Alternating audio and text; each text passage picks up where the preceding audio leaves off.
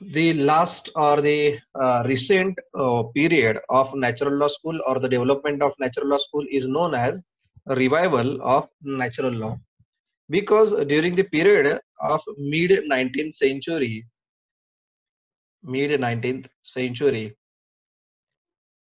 there was a chaos worldwide, or the universal chaos was there because of emergence of World War First and Second, and it was thought that the positivism or the imperative school cannot be worked out, or the man-made laws are insufficient to regulate the behavior of the human society or to control the human society as such. And therefore it was thought necessary that morals and etiquettes and good behavior, which are the concepts of the natural law, are once again need to be redeveloped and revived, and these concepts of natural law has to be infused, has to be inculcated into the natural law, and therefore this modern period is known as revival of natural law school. As we have seen that there are many jurists who have revived the natural law. Main exponents of new revival of natural law theory is Rudolf Stamler, Kohler, John Rawls, Lon Fuller, Finis, Joseph Raz, then it is a Jean Rousseau. These are the jurists who have revived the natural law theory, and this natural law theory has its huge impact on the Indian Constitution also, because Indian Constitution was developed in the light of this natural law school, and therefore the many principles of natural law are imbibed in the constitutional provisions. Okay, now we'll see jurist one by one. First, we'll see Rudolf Stamler, who has developed the revival of natural law theory. Rudolf Stamler. Why it is necessary to see these jurists? Because these jurists have given their thoughts which have created a huge impact on the human society, and therefore it is necessary to study these jurists. Okay, he is a German scholar, or from Germany, and we know that the Germany was at the forefront of World War First and Second, and therefore they have a huge impact of man-made law or the human law or the positive law as such, and therefore it was felt that this natural law must be revived so that we can curtail the emphasize upon the positive law. Positive lawचं महत्व कमी करून आपल्याला पुन्हा एकदा natural law हा मोठ्या प्रमाणात वाढवला पाहिजे असं त्यांना अतिशय प्रामुख्याने वाटलं. Okay, the Kohler, Rudolf Stamler has defined the law. He is a German jurist. He defined the law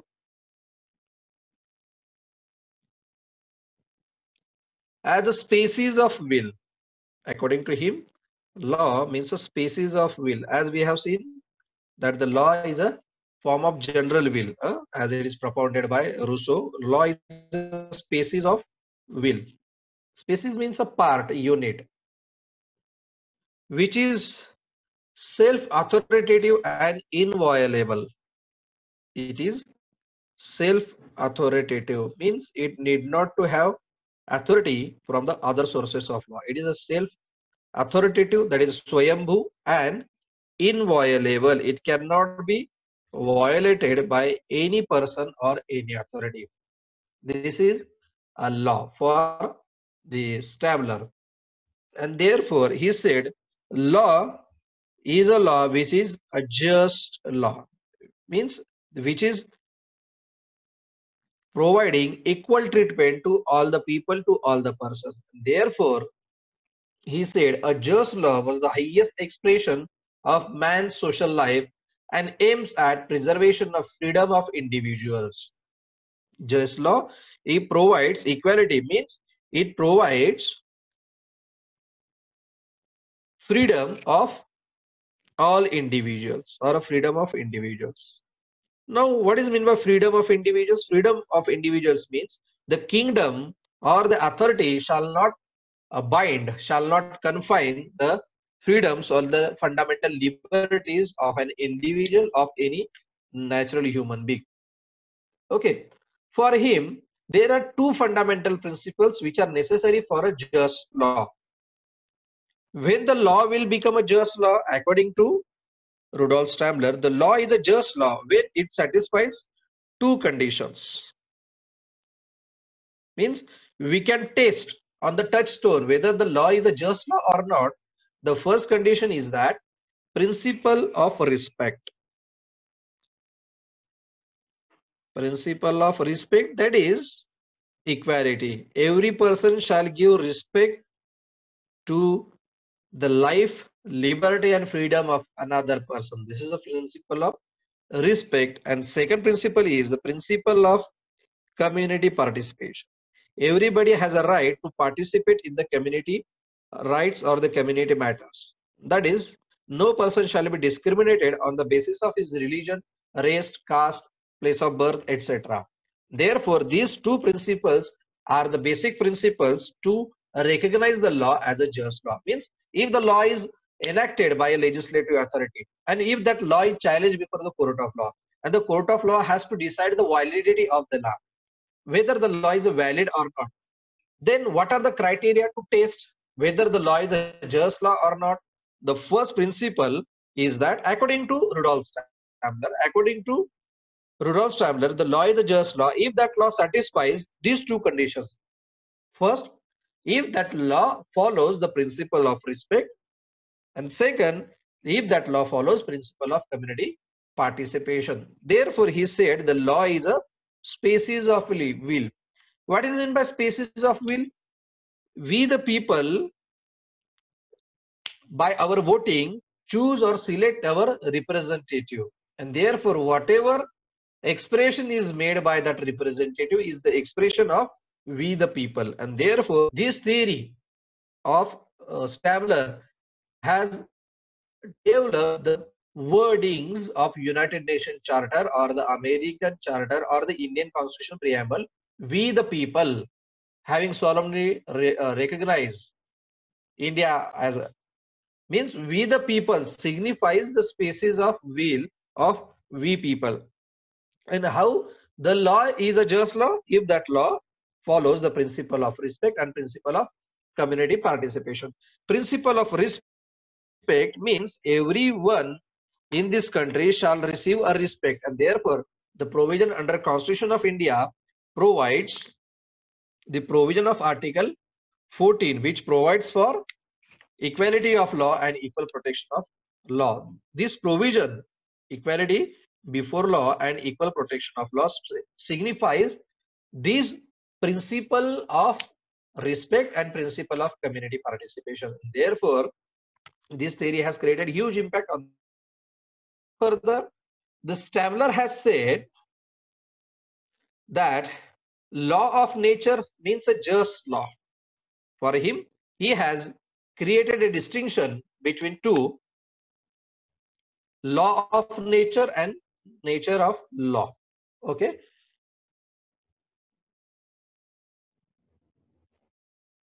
According to him, law of nature means, that is for Stabler, law of nature means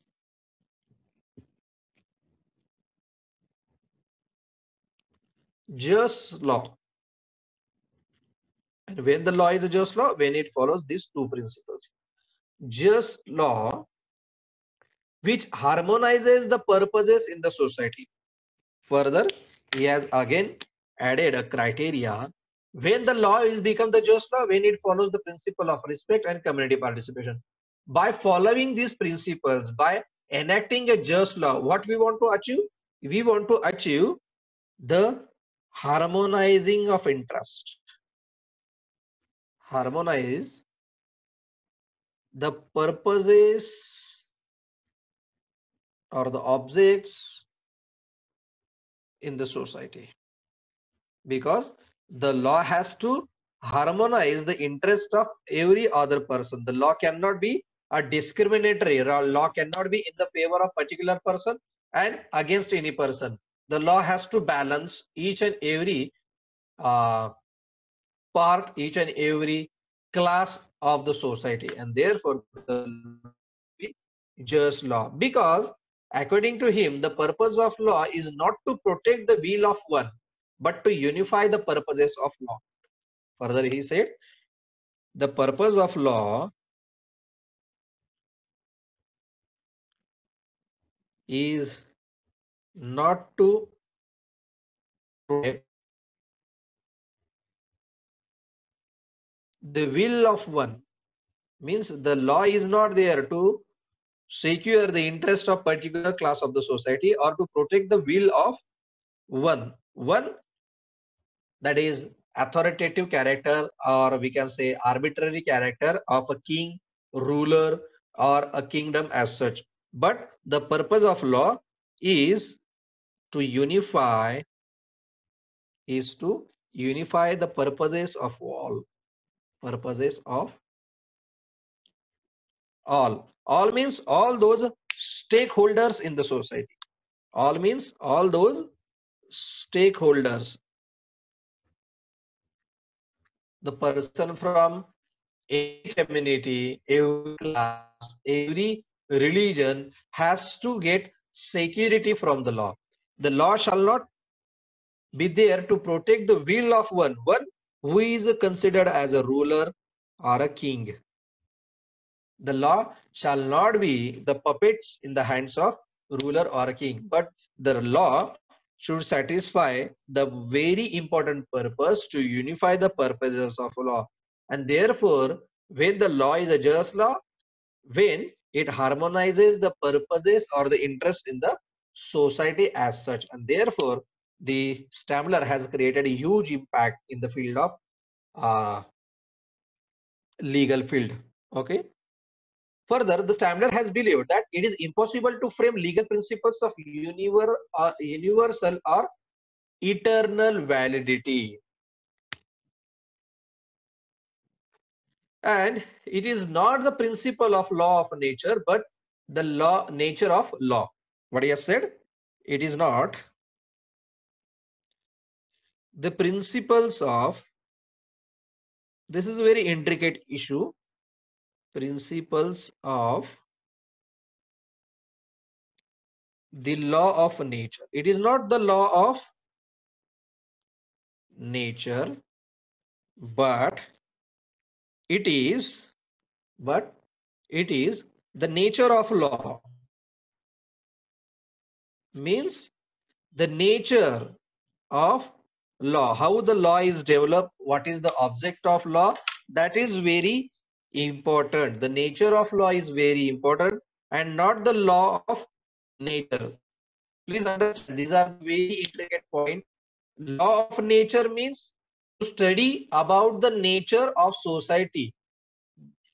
On the other hand, the nature of law means the jurisprudence is related with the nature of law, how the law is, whether the law is a discriminatory or whether, means this is the basis on which further the Bentham and Austin has said that the sensorial jurisprudence and expositorial jurisprudence. Law of nature is a sensorial jurisprudence for Bentham. Nature of law is a expositorial jurisprudence, which is also known as the imperative school or positive law school. Means these are the theories which are created a huge impact on the uh, thinking process of next jurist. Okay. According to him, this nature of law is a constant. This nature of law is a constant, means it does not change with the society. The nature of law is a universal law which does not change. These are the universal principles or the universal norms which cannot be changed with the changing situation. For example, kindness, empathy, sympathy, or wholeheartedness. These are the natural law principles which are very universal one. He said society as a continuing entity presupposes the existence of law. Means every society must have its own law. What is said? The society is a continuing entity. Continuing means the society will never stop. It always in run. It always existence as a living entity, and therefore it presupposes, it must have, presupposes the existence of law. Existence of law means there cannot be a society without the law. There cannot be a society without the existence of law. Therefore, according to him, law is the law of nature. Therefore, he said, law is the law of nature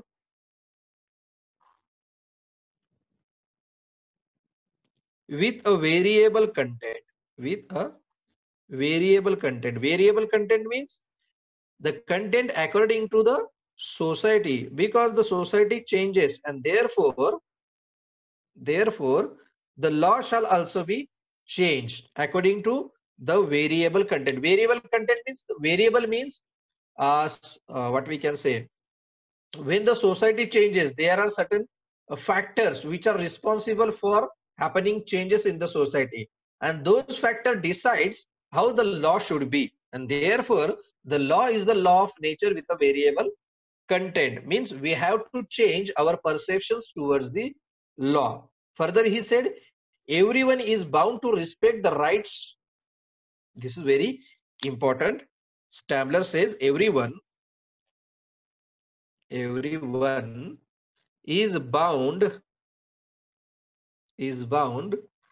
to respect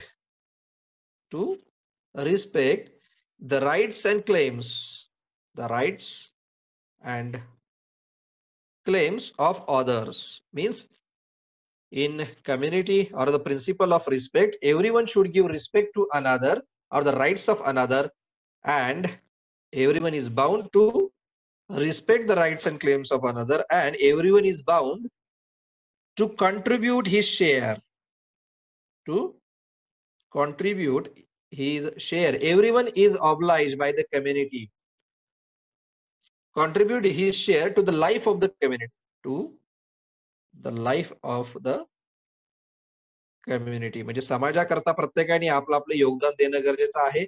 समाजामध्ये जगत असताना प्रत्येकाने दुसऱ्यांच्या अधिकाराचा सन्मान करणं गरजेचं आहे.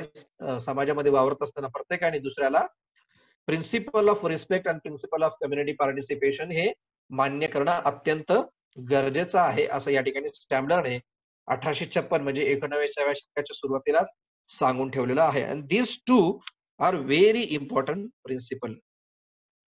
Okay, I hope this is clear to all of you. Now we'll see the next jurist. There are many things which can be discussed about the Stambler, but we do not have that much time to discuss each and everything in detail.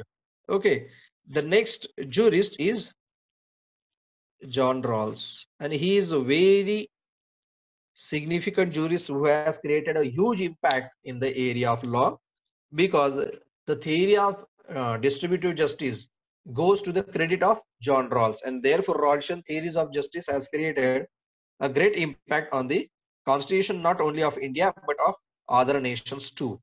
Okay, the John Rawls. John Rawls has made a significant contribution to the revival of natural law in the 20th century. In the 20th century, he propounded two basic principles of justice. I already told you that he has emphasized his theory on the justice or the concept of justice. He said there are two important principles of justice. These are, first, equality of rights, equality of rights to securing generalized wants, including basic liberties, opportunities, power, and minimum means of subsistence. And second is the social and economic inequalities should be arranged so as to ensure maximum benefit to the community as a whole. Arrangement of inequalities. These are the two important principles of justice. Means when we can say that we have achieved justice or the law has achieved the justice, he has given two touchstones or the two criteria of the concept of justice. The wording justice, social, economic, and political in the Indian Constitution preamble is derived from this notion that there are two principles. Like Stamler had said, there are two principles of law, of just law: community participation and principle of respect. In the same manner, John Rawls has said the justice shall be achieved by following two principles. First, equality of rights, and second, arranging inequalities. Means he has accepted that there are or there will be inequalities in the society, inequality in the economic, and this economic and social inequalities has to be arranged so as to minimize the frictions. Okay, we'll see again the principles of justice propounded by John Rawls. He said there are two principles.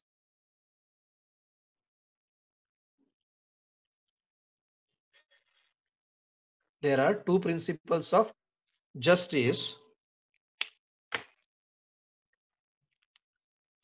First, equality of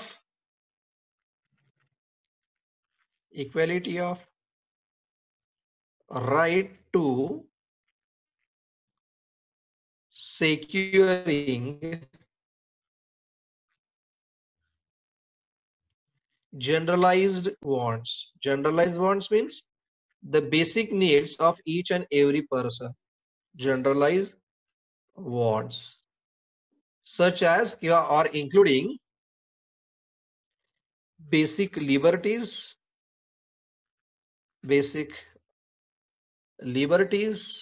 opportunities,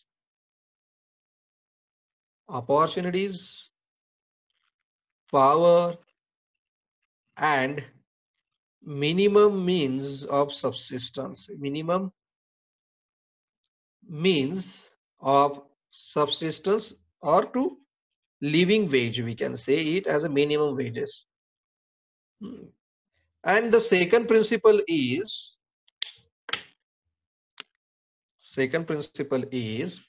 social and economic inequalities.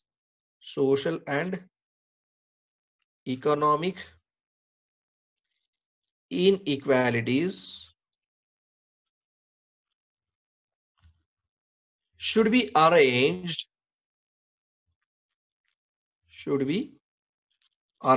Of course, the arrangement shall be made by the state or by the government. Should be arranged so as to ensure what? The maximum benefit. This is the aim of law. Maximum benefit to the community as a whole. To the community as a whole. Means these are the objects of law. These are the objects of justice according to Rawls. Okay, we'll understand the point one by one. First, according to him, according to Rawls, there are two principles of justice. Means the law should be just, and when the law should be just, these are the two criteria. We can say these are the two criteria to test whether the law is providing justice or not. The first one is the equality of right. Everybody shall have equality of right. Of what? Of securing generalized wants. Now this is a generalized, not a special. Okay, generalized wants means every person, every citizen wants to have a basic opportunities, power, and minimum means of subsistence. Everybody wants basic liberties, like we have under Article 19 of the Constitution, basic fundamental freedoms. These freedoms are necessary to live a meaningful life. Opportunities to participate in the social matters, to participate in the political matters, opportunity for education, opportunity of employment, these are included in the constitution. Then the power which are given under fundamental rights, part 3rd of the Constitution of India. Every person shall have power, means when the person will have power, the state is under obligation to respect the power of the person, of the citizen. And every person shall equal right to receive minimum means of subsistence or income, we can say minimum means of subsistence. Everybody has a right to live a economically well-being. Everybody should have the right to income or right to receive money, because without earning money he cannot satisfy his wants, and therefore minimum means of subsistence should be there for each and every person. Therefore in India we know we have equality of right under Article 14. In India we have these basic liberties under Article 19. In India we have equality of opportunity in education as well as in employment. This is provided under the Constitution, that opportunity of status, equality of status and opportunities. Okay, power in the form of fundamental right, particularly Article 32. Then minimum means of subsistence provided under directive principles of state policy, particularly Article 39 and 42.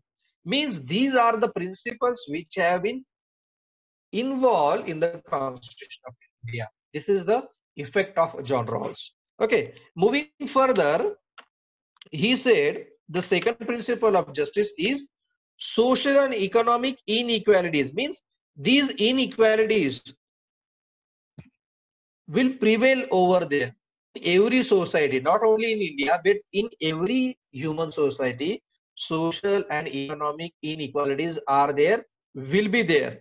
But the job of law is to arrange the social and economic inequalities. Arrange. This is the social engineering theory. We have to engineer, we have to arrange the social and economic inequalities, that is backward classes, so as to then what we want to achieve by this arrangement, so as to ensure maximum benefit. This is the maximum welfare of the maximum number of people.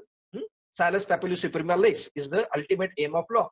This maximum benefit shall cause not to a single person, but to the community as a whole, to all the persons, to all the society, those who are living in a particular country. These are the principles of justice according to John Rawls. Okay, I hope this is clear to all of you. Okay, further,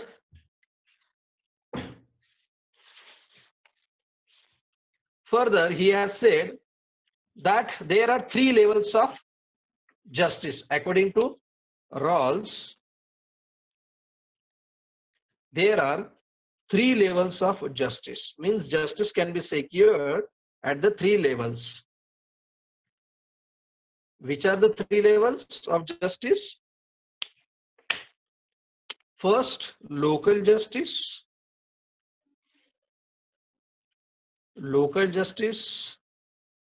Second, domestic justice.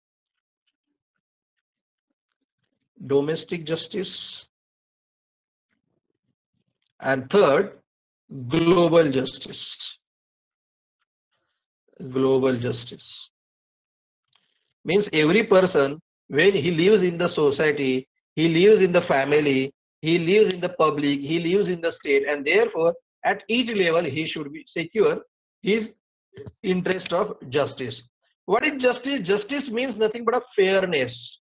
Justice is there in well-ordered society, and in that well-ordered society, every person has its own public perception of justice and fairness. Okay, he said that justice can be secured in well-ordered society. Well-ordered society means where The law are arranged in a particular standards. Well-ordered society is a mature society where every person respects the rights of another, and in that society, in that uh, state, the Rawls has said that there are three levels of local justice. What is a local justice? Then, according to him, local justice includes the principles which are applicable directly to all institutions and associations. Principles which are applicable to all institutions. Institutions means like a legislature, judiciary, executives, etc. and associations. All the corporations, public companies, public undertakings, cooperative societies, etc. This is local justice. Second one is a domestic justice. Domestic, which is there in every family, which is applicable to family matter. That is a domestic.